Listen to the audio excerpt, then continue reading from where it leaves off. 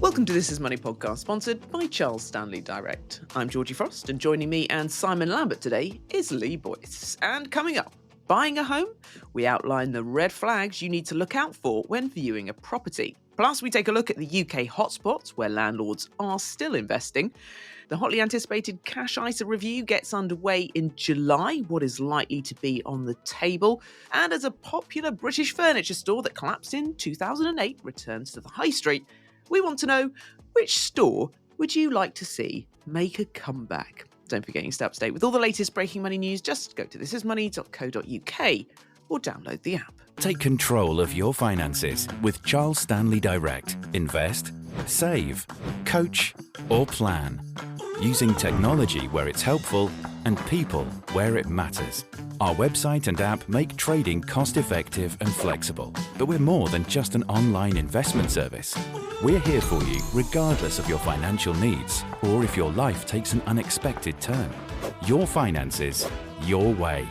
Take control today with Charles Stanley Direct. Sign up now. Investment involves risk. But first, how long did you take looking round your home before you put an offer in for it? Apparently, the average prospective buyer spends just 43 minutes. Surprise, surprise, research suggests that it pays to take more than 43 minutes.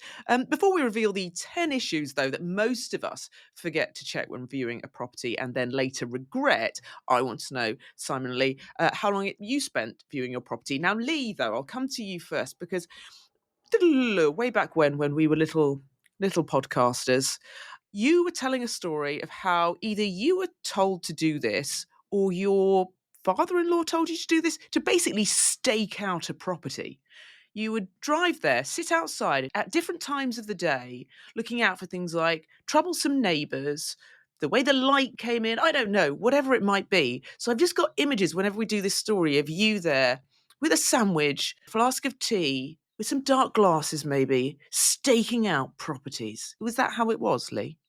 It was with a newspaper with eye holes cut out of it when I was looking from the car. No, it was actually, I love that this story stuck with you, Georgie. It was actually my father-in-law who insisted on doing different hours of the day on a house that we actually ended up buying and we live in now. He staked it out at different times of the day to see what it was like at night, to see what it was like during the day, see if there was disruptive neighbours. And we thanked him for it. We were living in London at the time.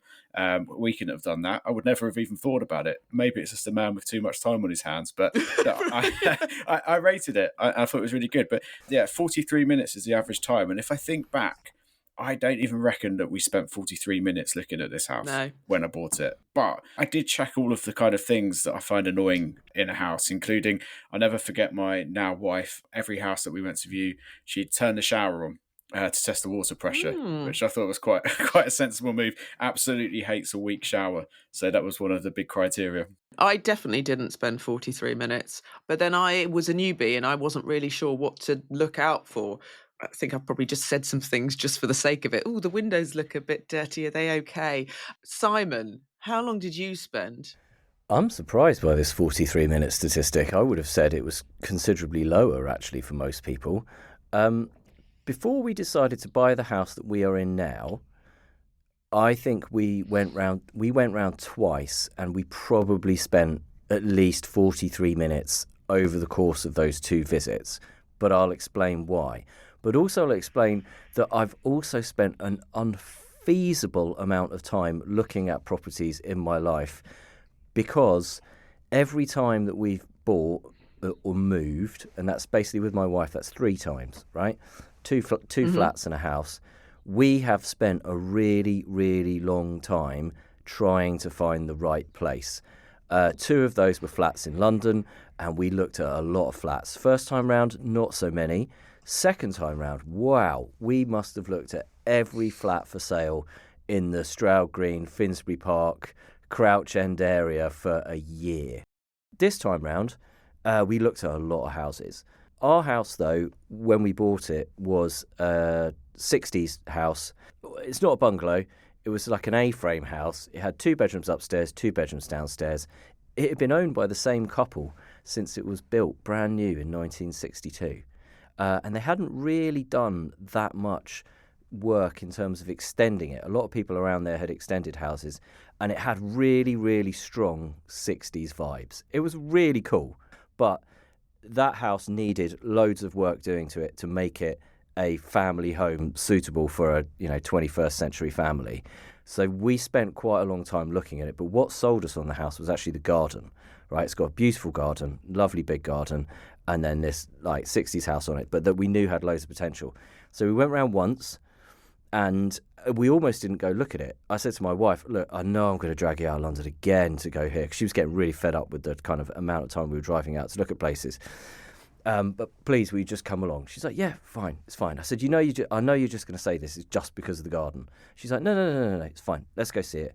We walked in there, and it just had good vibes. It just had really good vibes. And she was like, I love this house. It is amazing. So we were very sold on it at that point, but we also knew it was going to need a lot of work. We went back again another time to kind of measure up and be a bit more like, okay, what could we actually do with this house? And then we went back a third time, but with a builder that we know who'd done work for my family before.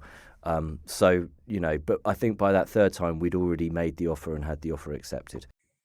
I'm going to have to ask though, what's a house giving good vibes? I'm thinking it's playing some like cool music. There's some baked bread going on. What's happening? And this was the the vibes? total opposite of this. Nobody had been living in the house for maybe 6 months or so. The couple who lived in it had gone into a nursing home, and most of their furniture had been removed by this point. There was still a little bit of furniture. They had, there was lots of quite 60s touches in terms of the way the house was laid out. There was some bold colours on the walls. There was a lovely orange carpet going up the staircase, a lovely yellow carpet in some rooms. But it just had, even though it was clearly dated, it just had good vibes. It felt like a house with good bones. It was the kind of place that you were like, this would be a great place to live, and a great place to kind of take on and give a whole new lease of life, which is what we eventually did. But sometimes I think you just walk in somewhere and okay, this is it. We've spent a long time looking. This is a great house, and I would be really happy to have this house, this flat, or whatever. But I think at that point, that's when you need to be really, really careful and do all the stuff that we're talking about, because the chances are it's the one that you fall in love with where you'll overlook the flaws that come back to bite you at some point in the future, not the one that you and ah about and go, oh, well, I mean, it's all right, but and you have to talk yourself into buying it, because that does happen. People do talk themselves into buying properties. It's the one that you fall in love with that you need to be careful of. Well, that's it, isn't it, Lee? Don't always trust your instinct in these cases. But I do want to ask you, and I think maybe a lot of people are guilty of this, is they think, well, I don't need to look that deeply because that's what you got surveyors for, right? Yeah, right and wrong. First of all, could I just say it's really good to hear that Simon bought his house of good vibes. I like that a lot. Yeah. That's really good. And second of all, actually, we have been house hunting recently, and we did fall in love with a house, and we actually went back for a second time and spent quite a lot of time looking around it. And it's one of those things where it becomes quite an emotional purchase, doesn't it? In terms of, you kind of see yourself living there, you get swept up by it, and in the end, for whatever reason, that our purchase didn't go through, it didn't happen.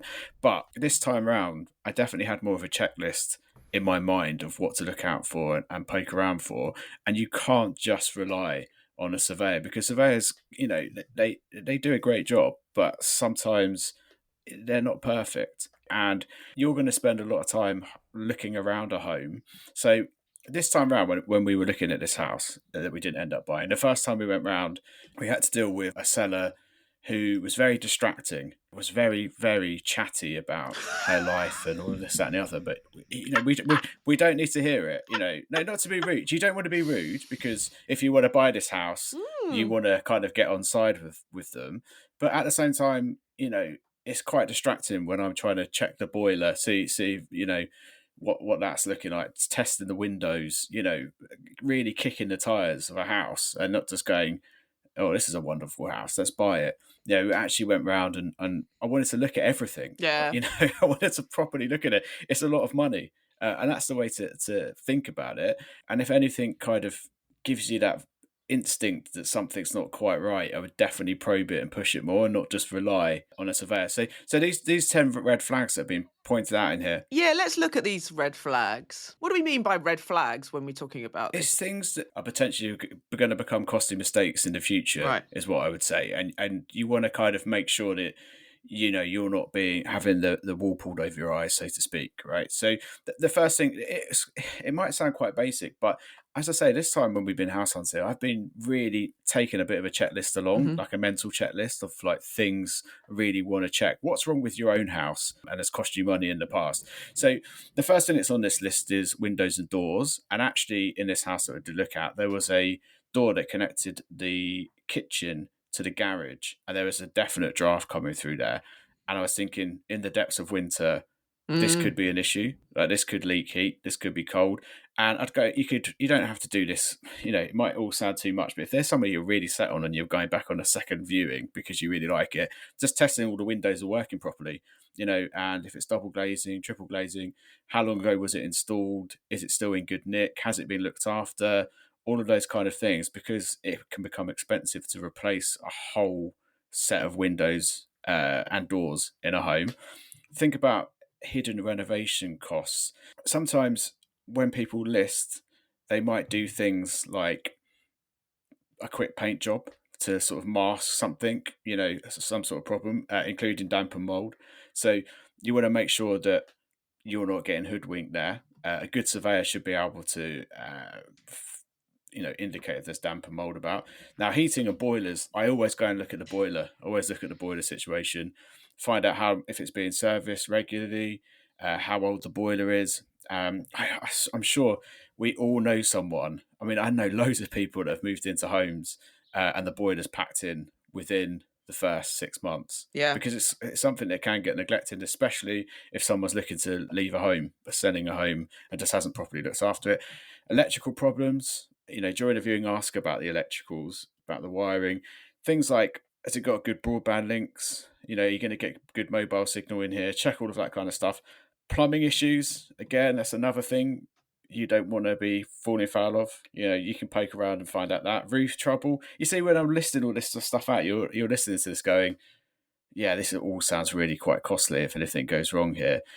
Loose tiles are a common one. We actually moved into this house and the father-in-law spotted a little gap in the top right-hand side of our roof while we were away one weekend when we first moved in, and he just got it fixed for us. I didn't even spot it, but he was like, we had to fix it now.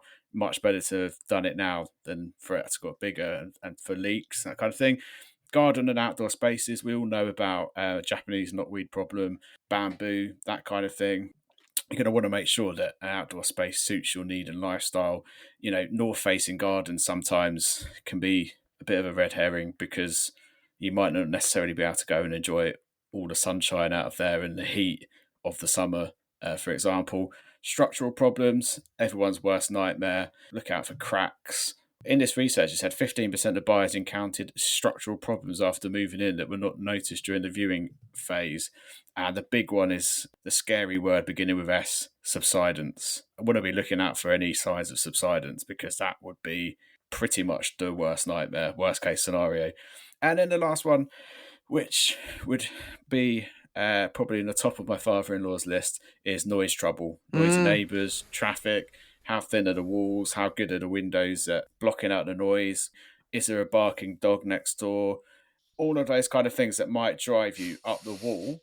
Hence why my father-in-law did I think he did in the end about 10 recce's on the cul-de-sac that we moved in. Oh, bless him. Honestly, he kind of really did stay around and wanted to check that it was the right purchase for us. So if you've got someone that can do something like that for you, I mean, lovely. I could say that we didn't spend 43 minutes looking at the house, but I reckon my father-in-law spent a good 6 hours on the cul-de-sac. Yeah, probably. He's probably got a criminal record now.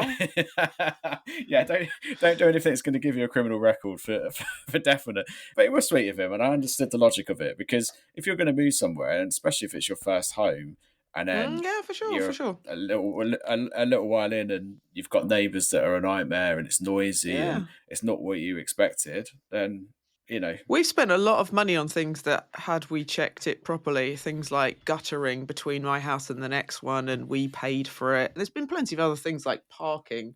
There's a school down the road. I knew that, but I didn't quite appreciate how bad the parking would be. People literally parking like in your drive, and you're like, can you go away? Well, exactly. And actually, I think that this is a good thing to think about, right? As a first-time buyer, you might not have such a big checklist. You might not be thinking about those things because you're so laser focused into buying a home. You've been saving for this for ages, and you really just want to buy a home and get it done. I think when you're buying potentially as a second stepper or just anywhere else along the chain, you live from experience, of course. And I think that your checklist, as mine was when we were looking around these homes, becomes a bit more kind of vast. But you don't want to be like picking just tiny little holes in things, things that could be easily remedied, like a gutter, for example. It's not going to probably be an expensive fix, but it is worth having in the back of your mind, as I say, what has gone wrong for you in the past, and just looking around and really sort of probing this sort of stuff around the home. I think there's a lot of the problem is people have this sort of fear of missing out. And certainly when I was buying, houses were moving very, very quickly. What's the market like now? And I don't want to say, can you afford to take your time? Because you should, of course, take your time. It's a big decision. But is there more pressure on buyers or sellers at the moment? Arguably, it's a buyer's market at the moment, not a seller's market. That depends on where you are, depends on what type of property you're buying. There are some areas where it's still a seller's market, but in many areas and most areas it's a buyer's market. And even in some of those more expensive places, the places that people traditionally consider hotspots, people are struggling to sell their homes for the price that they want to get for them, okay? Because a lot of people overprice their homes. And the reason is because they need to move somewhere else. And the people who are selling the homes that they want to move to are overpricing them and so on. So everybody does that a bit with the idea of maybe that, we'll have to drop the price a little bit. Some agents will tell you, price it lower, get the interest, get people in bidding on it. Find out who the seller is, what their motivation for selling is, how much interest there's been in the property. The estate agent will tell you all of this. Have they had any offers? Have they turned any offers down? The estate agent probably won't tell you what the offer was for, but they can tell you lots of information. Just remember, estate agents get paid when they sell properties. And whether a property sells for £10,000 more or not makes very little difference to them, because they work on a percentage basis usually. And so actually, if you get that property for a little bit less, they still get their money because the property's sold. The worst thing for an estate agent is a property not selling, and then eventually the seller taking it off their books and going with someone else who then gets to sell it. So do bear that in mind. The other thing I would say is, from my experience, and you don't have to listen to this, but I would strongly advise getting a full survey on any property that you buy. It will cost you more money. In some instances, you may even speak to a surveyor and they'll tell you, no, it's fine. You just need a home buyer report, which is the kind of middle ground. What's the difference, Simon? What's a full one include? Right. First stage is valuation. That's actually what the mortgage lender does, and you're probably going to have to pay for it. A couple of £100. This is literally just the mortgage lender guaranteeing that they'll get their money back if you default on your mortgage and they have to repossess it. So actually, in most cases, although they'll put a value on it, the value on it is weirdly identical to the one that you're buying it for. So it's not really a proper valuation. It's been yeah, that'll work. But then that's not the bit they're really interested in. The bit they're interested in is the money they've lent you. So if you're borrowing 80% of the property's value, they just care about getting that money back, that 80%. That's what they're worried about with that valuation. The other types of survey that you can get is done on your behalf, you get a condition report. This is pretty basic, suitable for like kind of newer homes, properties in good condition. Someone will just go around and tell you the condition of it. Home buyer report, this is the medium one. This is what a lot of people go for. It goes into more detail, will assess any potential problems, but the onus is not on the surveyor to have checked out every single thing in that house for you. A full building survey, that is where you are paying the surveyor to go check everything. Your guttering, they're going to check that. The tiles on the roof, they're going to check that. They're going to identify all these things. Now, in many cases, it's going to turn out that it's absolutely fine. And, there's a few bits and bobs, but it's wear and tear, and it's the kind of thing that you just take on when you buy a property. You could try and negotiate it off if you want, but there's nothing major. But there will be occasions when there is something major. And for the extra cost here, which, you're going to be ending up spending maybe £500 to £800 more probably above the other survey levels to get this full survey. But the money that can save you in terms of identifying a problem is immense.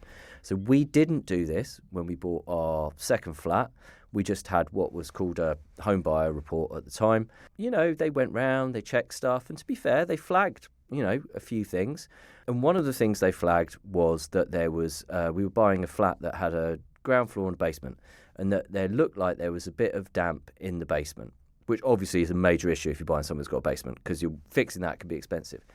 So they recommended that we get a damp specialist round. So we got a damp specialist round. They came round, said, yeah, it looks like it's actually just basically a bit of a problem where they've had condensation, windows not open, the walls got damp, and then it's gone to the wooden flooring. What you need to do is you need to just get someone to come round, sort of take away the edge of the wooden flooring, because that is now, they've remedied this problem because they'd actually done some damp work under the window downstairs. They've remedied the problem. It's just got into the edge of the flooring. Take the edge of the flooring away, puts down some new skirting, it'll be fine. So we were like, okay, all right, fine. We'd already negotiated some money off the property anyway. We'll take that on. Guy comes around from the damp company to do that, basically takes up the flooring and goes, no, it's not that. Basically, the tanking has failed. So we had to spend £10,000 re-tanking the whole of the downstairs of the flat just after we'd moved in. In fact, I don't think it was £10,000. I think it was £15,000. So that Wow. is, yeah, exactly, right?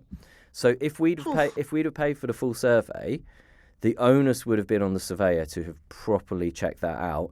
And the surveyor, and even if the surveyor potentially didn't have the skills to properly check out the damp work, they would have then told us to get a damp specialist in. But when we got that damp specialist in and that damp specialist came back with that, the surveyor would have looked at that and gone, yes, no, or maybe you need to investigate this further. Maybe you need to pay, because we didn't pay that damp specialist. They just came in and had a look, and they got some work off the back of it, but not the work that they were expecting to get. They were happy to do that for the small amount of work they were going to do, not the 15 grand work.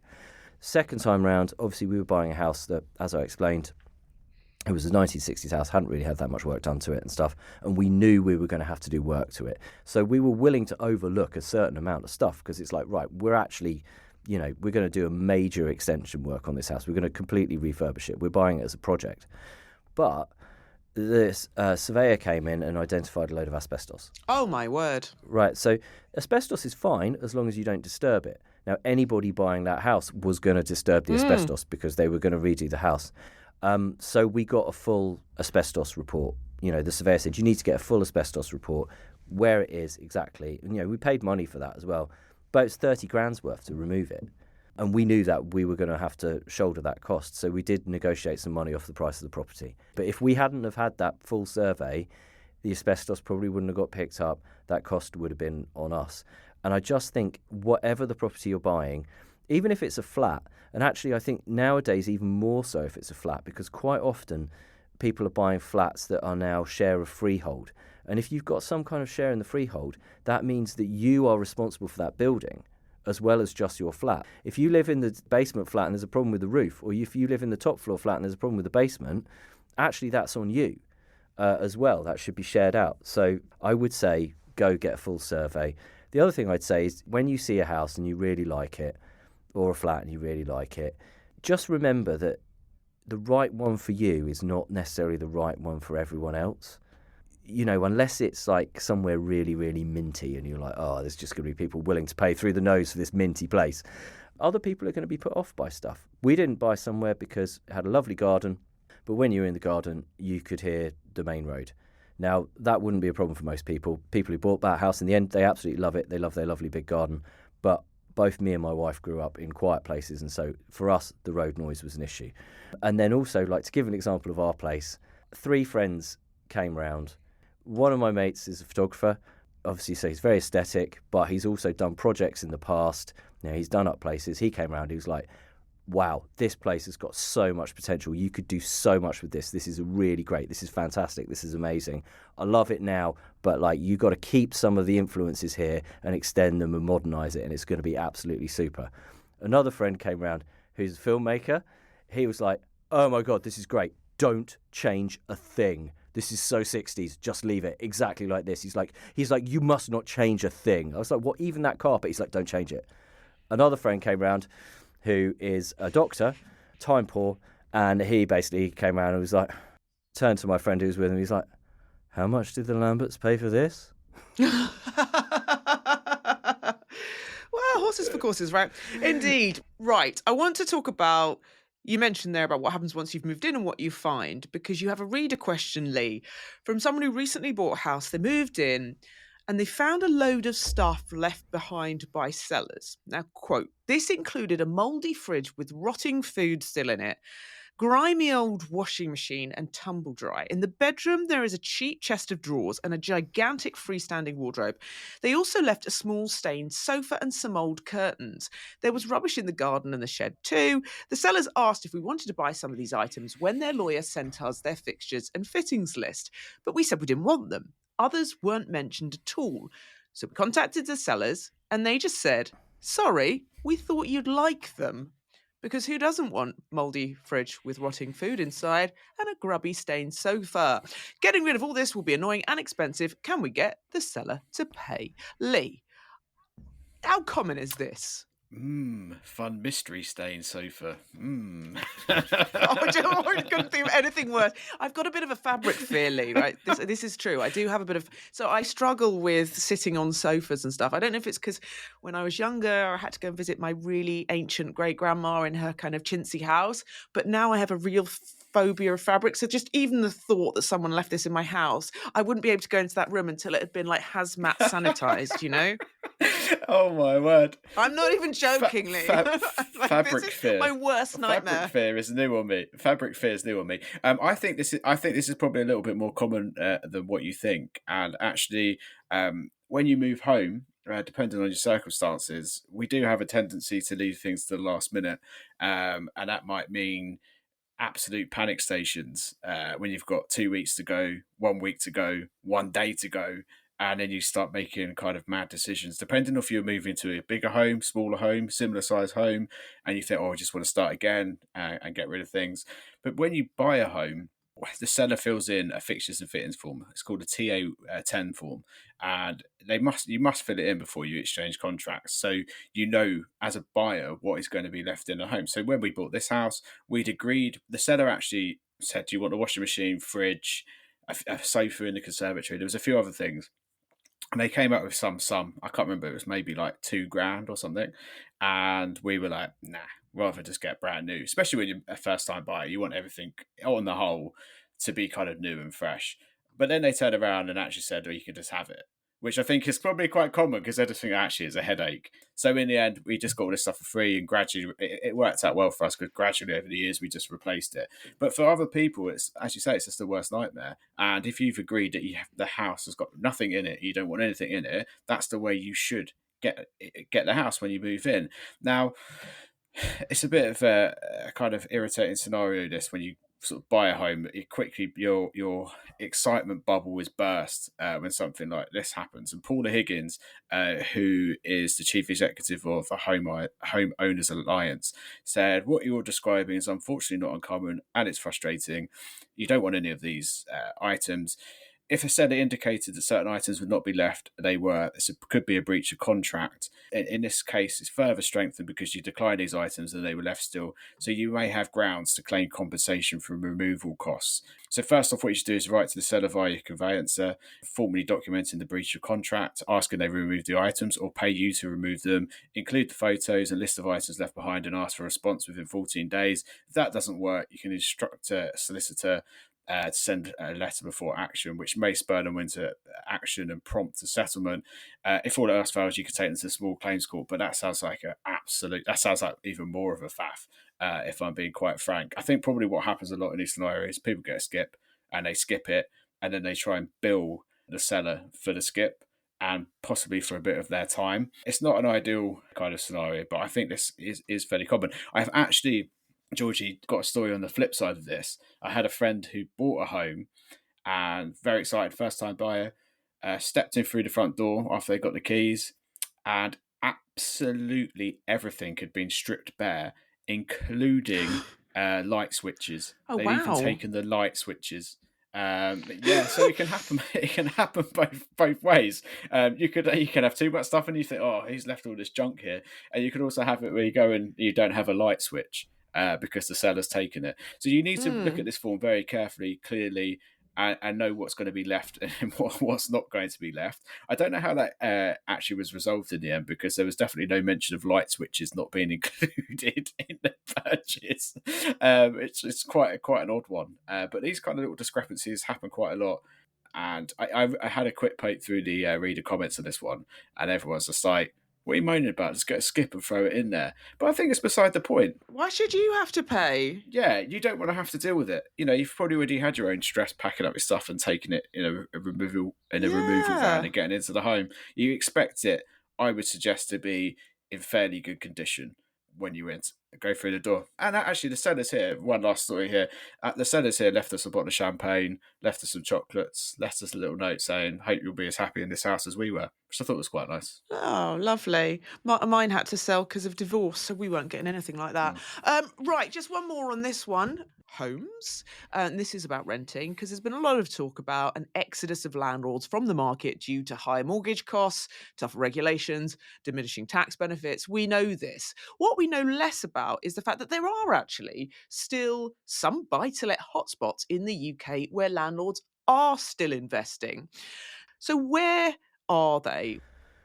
Well, the hotspots are basically in the North and the Midlands. In the North and the Midlands, you have got a record 39% of buy-to-lets bought so far this year were in the Midlands, or the North of England, up from 34% in 2022 and 24% in 2007. Now, that should not be surprising. The share of homes bought by a landlord in different regions, in the North East, you're looking at 28%, whereas in the East of England, you're looking at 7%. And that's the same basically for the southwest, London, and the southeast is just above that at about 8 or 9%.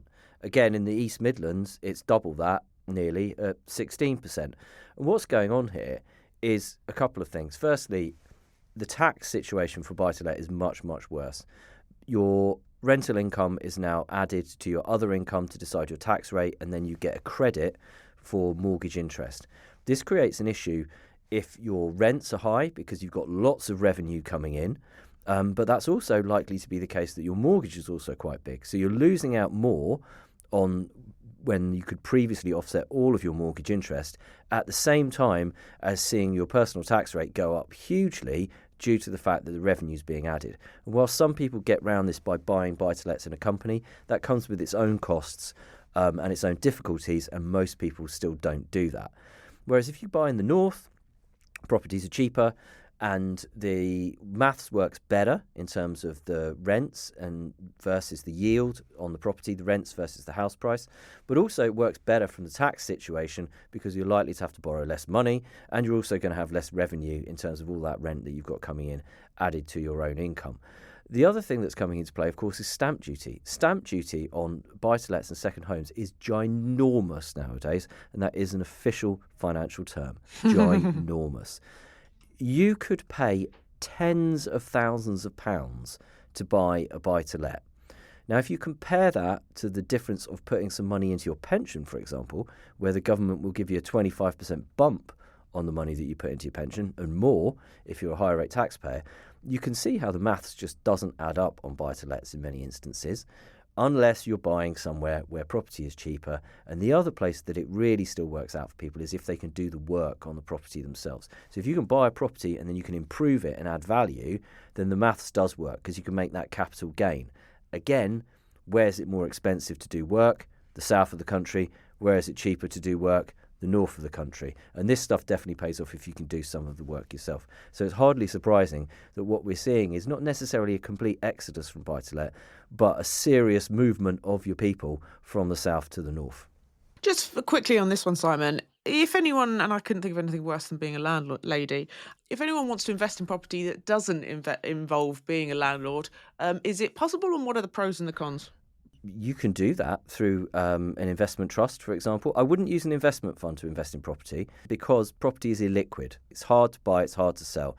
What you want is an investment trust where fundamentally it can't be a forced buyer or a forced seller if it's got more money coming in or more money going out. But most of those are focused on commercial property and not on residential property. There are a few investments out there that offer residential property, but I would be quite wary of them. Most people are already quite exposed to residential property through the home that they live in and own, or the fact that they are saving up to try and buy a home that they want to own.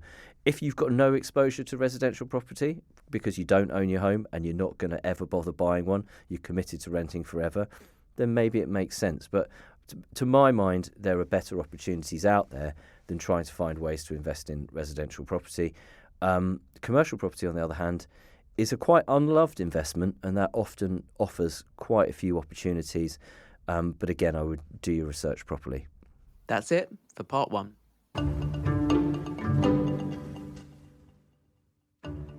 I'm joined now by Alex Webb-Bowen of Charles Stanley Direct for our weekly Investing Explained feature. Alex, welcome to this week's podcast. We've got a question here. I have a long-term BP shareholding that pays out dividends in cash. I'm a higher rate taxpayer. Should I sell the shares and buy them back in an ISA? Hi, Simon. So, yes, as a high rate taxpayer in the UK, it can be a smart move to sell the shares and repurchase them within an ISA using a strategy known as BED and ISA.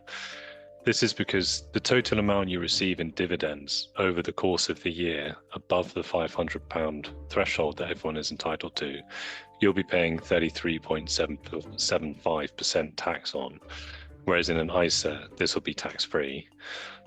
Something to be aware of is if the shares have increased in value since you bought them, there'll be capital gains tax to pay.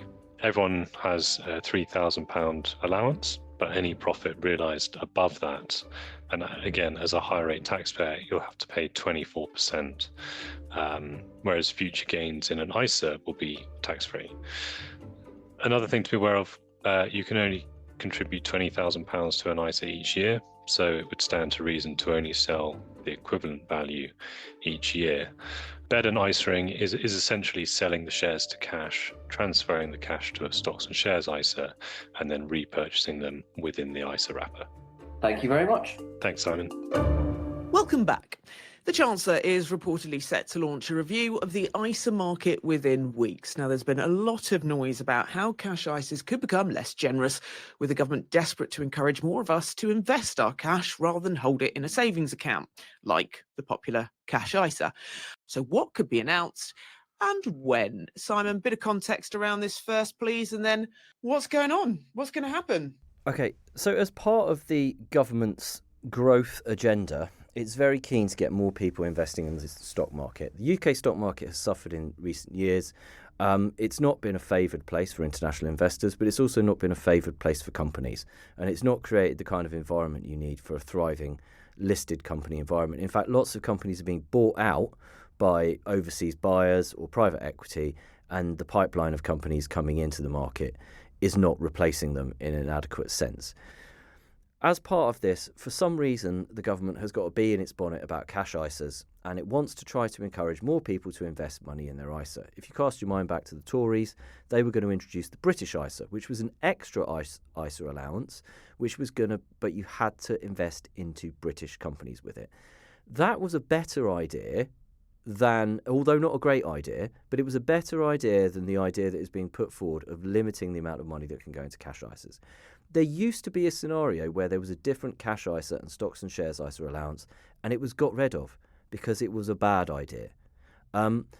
Almost nobody in the personal finance world thinks this is a good idea, apart from a few people. Mainly those people are fund managers who see this as being good for them. We spoke a while back to Carol Knight of the Investment and Savings Association. Bearing in mind this is an association that also, represents investment companies. It represents people who want people to invest. And she said, terrible idea. I've spoken to loads of people in the investment world about this, and they have said terrible idea. And in fact, this week we had Trading 212 in. I was speaking to the guys from Trading 212. Now, they are one of the fastest growing investment platforms. They are scooping up loads and loads of new investors. They are exactly the people who the government should be speaking to about how to get more people investing. They also offer a cash ISA, right? They said lowering the cash ISA allowance, okay, bad idea. They said, don't do it. It won't make more people invest. And this is the actual platform that's being used by loads of new investors. Fundamentally, most people don't fill their ISA allowance anyway. What you need is education. The people that this will affect are a relatively small number of people who do manage to fill their ISA allowance and have lots of money anyway. It's going to cause a huge backlash. People who would invest are just going to go, well, why would I invest? They're just constantly changing the rules because they won't hear what's actually happening. They'll just hear tinkering, backlash, raid on cash ISAs. And even if it does make a number of those people invest more money, the money isn't going to go into the UK stock market. Look at where UK investors are putting their money. It's going into massive American companies. What we need is a much better plan than simply limiting the amount that would go into the cash ISA. But hey, don't be a blocker, be a builder. It's all about growth. Isn't it just? But what do you reckon is actually going to happen if you were to put your money on it? What do you reckon we're going to get? And what would be the timeline on it as well? Because these consultation things do tend to go on a bit, don't they? Look, if I was going to put my money on it, I would say that it wouldn't be changed, right? That they would come up with a better idea. But I don't think I'd be willing to make a big bet on that. I would like to think that they would listen to all of the conversations going on around this. And, you know, there's been a lot of conversation around this and go, hang on a minute, this is not a good idea and we're not going to do it. But it seems that this just keeps being pushed and pushed and pushed. I don't know why you would pick this fight. I genuinely don't know why you'd pick this fight. Lee, why would you pick this fight, eh? It is a weird fight to pick. I understand the logic behind it. And actually, there's some financial conduct authority figures out today that suggest 1 in 5 Britons hold savings of 25 grand or more, and around 1 in 10 have savings exceeding £50,000. But 61% of people who have £10,000 or more in investable assets held at least 3/4 of these assets in cash rather than in investments. So I could see the logic. A lot of people are sort of sticking with cash, and we can see why, Georgie, really, in the last couple of years, savings rates have actually been fairly good. Okay, are they going to be as good as what you're potentially going to get returns on the stock market? Possibly not. But then we have things like, you know, the recent tariff madness where we see stock markets, you know, crash, and then all that billions of pounds has been wiped back on again. But people just see the headlines and go, oh, investing is risky. You know, lots of people lost money. It was a big crash.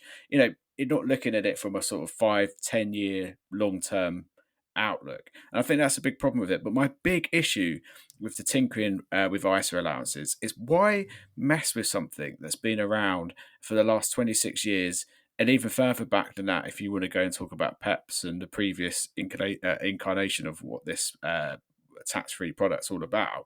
Why tinker with it when people have kind of wrapped their heads around it? It's been one of the most successful financial savings tools, I would argue, in the world. You know, people know how to use it. They put their money in it. Not everyone can obviously max out £20,000 a year, but it is nice to think that you can build up a little pot of cash, potentially could snowball into something bigger, away from the tax man. You know, it kind of makes sense to people. Now, again, I can't forecast what's going to happen. My gut instinct is there's been lots of talk of the cash ISA element being shaved down to $4,000. That's what's being sort of, for whatever reason, that figure has been bandied around quite a lot. I wouldn't be surprised to see if it was cut to 10 grand.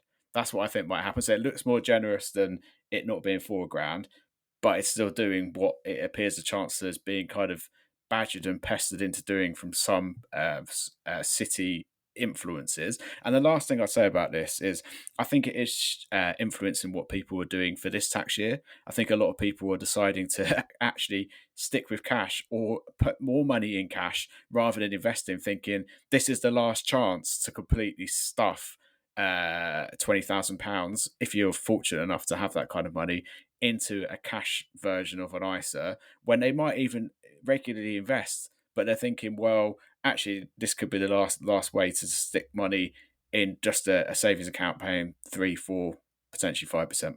Lee, can I just posit an argument to the other side? Only for the fact I've got an article in front of me where financial expert of Moneybox fame, Paul Lewis, told a Resolution Foundation panel, that ISAs are a flawed policy as they benefit, quote, high-income individuals who really don't need additional government support to save? Um, I've just taken a pause to sort of like just calm myself down for a moment and think. Listen, I understand, but this is an argument for a different thing, and that argument is helping people get into a savings habit when they struggle to do so because they don't have the disposable income. And there are products out there that help to save stuff. There are products designed to do this, but it still isn't enough, and people don't get their head turned because the interest on offer just isn't what they expect. So they kind of go, can't we bob with that? It's a completely different argument.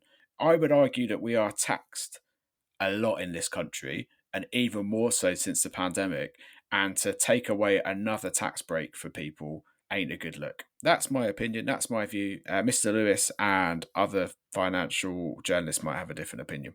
Fair enough, Lee. Fair enough. Finally, defunct furniture brand MFI will return to the UK after almost 20 years.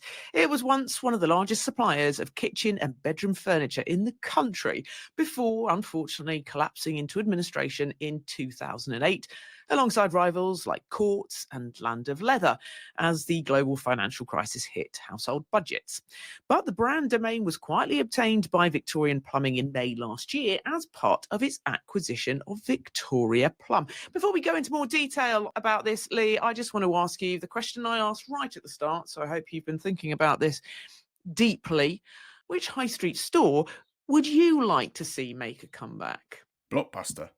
No, I'm only messing. I'm I could not get into my nostalgic 1990s teenage days, You know, I was thinking about that. I missed the kind of like walking around. It felt like hours, but then you realise you have Netflix and that just takes even more time. You spend a whole evening just looking for something to watch. I do miss the simplicity of it. It kind of gives me that Friday after school vibes. Go and get a pizza and a Blockbuster. Yeah, there was something like a comfort of a blanket of comfort thinking about that. No, actually, there's two high street chains that I kind of use quite a lot that I do miss. The first one is Wilko. All right, yeah. I know it's back in one way, shape, or form. I think they actually have relaunched some physical stores. I think it got battered by some of the more bargain ones like the Home Bargains and the Range and things like that. But I actually did use it quite a lot. I quite liked it. I found it quite an easy shop, and it had a fair amount of things in there that I would buy. But the one that I've actually found I think a shop, when you say, "Kai, it would be really handy if there was so-and-so shop still around." And the one for me is Debenhams. It was a kind of unpretentious John Lewis, if you know what I mean. And actually, it was quite good for some of the concessions. I always kind of found things in there, found it quite an easy shop to go in. I miss it. Again, I think it's back as an online-only brand, which MFI or MFF is going to be.